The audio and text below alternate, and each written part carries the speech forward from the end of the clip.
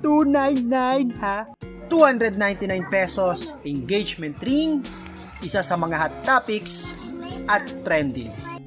Bakit nga ba 299? Maaring merong dahilan kung bakit 299. Hindi kaya ito 299 dahil 299 pag-ibig? Wow, ang tindi mo ha? Sa amin nga ni Mamsi, tag 10 piso lang.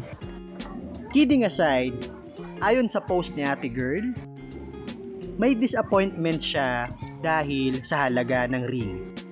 She felt na hindi enough ang 299 pesos.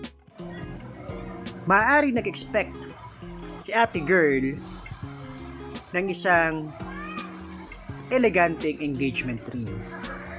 But, kung talagang nagmamahalan sila, and 8 taon po ang pinag-uusapan natin dito, dapat alam na ni Ate Girl kung ano ang mga nagawa at ginagawa ni Guy para maipakita sa kanya ang pagmamahal niya or ang tinatawag nating love language.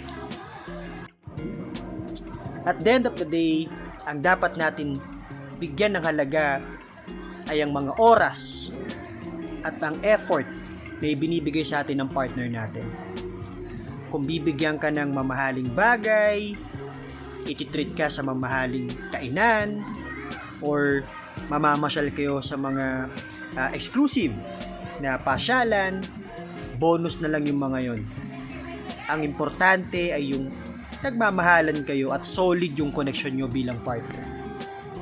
At higit sa lahat, kung matagal na kayong magkarelasyon, dapat alam nyo na yung wins and challenges ng isa't isa. Para naman po sa mga may kaya at nakakaluwag-luwag sa buhay, by all means, bigyan nyo ng mamahaling regalo ang inyong partner na sa tingin nyo ay deserve nila. No problem po yan. Okay?